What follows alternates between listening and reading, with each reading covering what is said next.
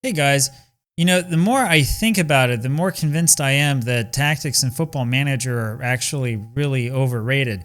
Now, don't get me wrong, if you've seen my other videos, you know how I already feel about this. I mean, I had a video where I took a really bad tactic, a defensive tactic, and gave it to a team that was obviously overpowered, and they ended up finishing in 6th. In fact, I had to stop the holiday before I got fired from the team, right?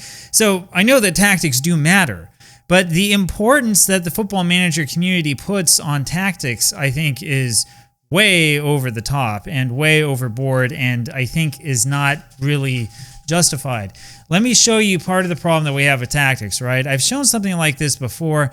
This is on the official Sports Interactive forums. This is the famous Knap thread with 734 pages, not replies, but pages. You can go look at the spreadsheet. There you have all the tactics here for the current version of the FM24 match engine listed according to their score. We'll look at just a couple of these, and you'll see very similar things happening with these tactics, right?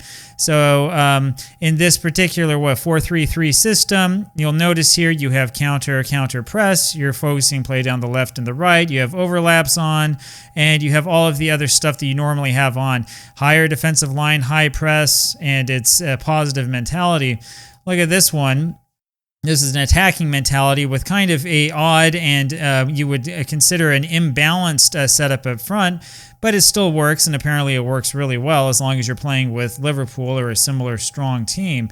Again, counter press, and very much an attacking tactic, I suppose, a custom tiki-taka, but with a lot of Gegenpress elements. And here's another one. This is a fun one with this little box thing up front. But once again, we have overlaps down both sides. Even though you don't have wingers on either side, you're countering and you're counter-pressing, and you're doing all the stuff that you're supposed to do. Much higher defensive line, high press, much more often, etc., right?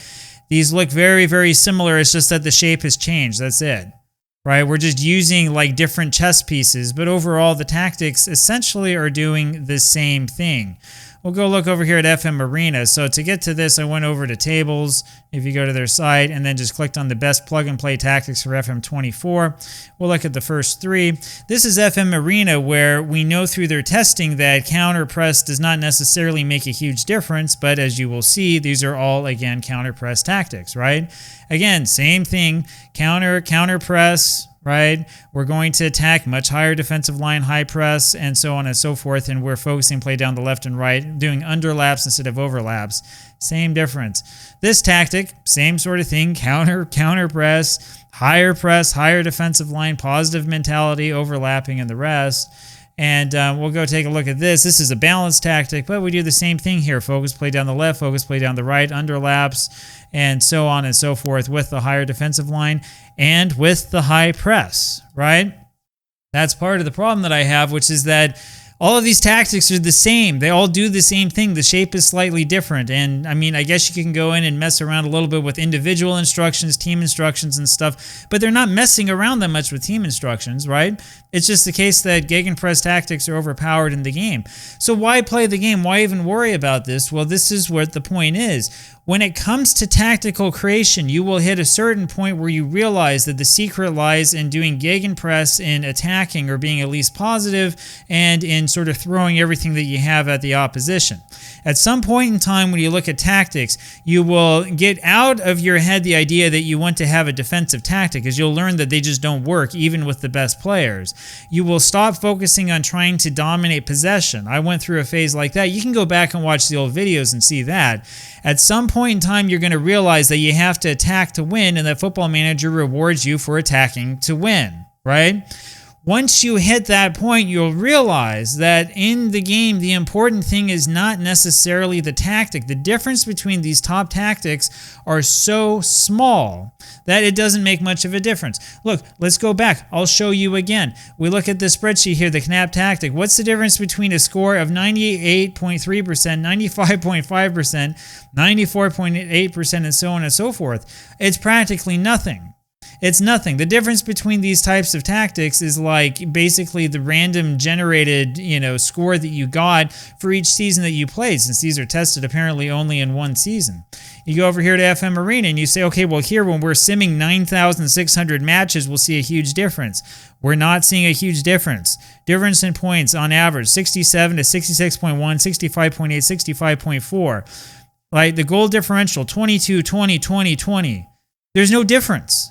You're not, like, by focusing on tactics, you're not winning some sort of like extra thing and making the game just that marginally better. You're not. If you really want to improve your team, you have to focus on a few basic things that are more important. You have to focus on the players that you have. You have to have players who have the right attributes, and you have to have players who are fast. We know that that is true. If you experiment by yourself and try to put together a team with a bunch of slow players, you're not going to last long enough to see how they finish after the end of one season because you're going to be gone. All right? You have to have good players with good attributes. That's also the reason why young players work so well. Number 2 is that you have to make sure that your team has good morale, and that's where the game of Football Manager comes in.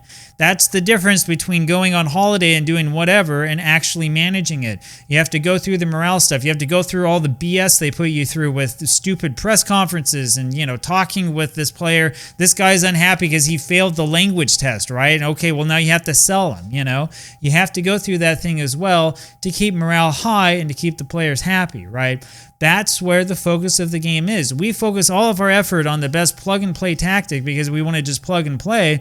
But if you really want success in the game, you have to stop focusing on the tactic and you have to start focusing on the other parts of the game. And so, as a result, the truth is that tactics in Football Manager are extremely overrated. We need to focus less on the tactic and we need to focus more on the storyline. There you go. Talk to you again tomorrow. Bye-bye.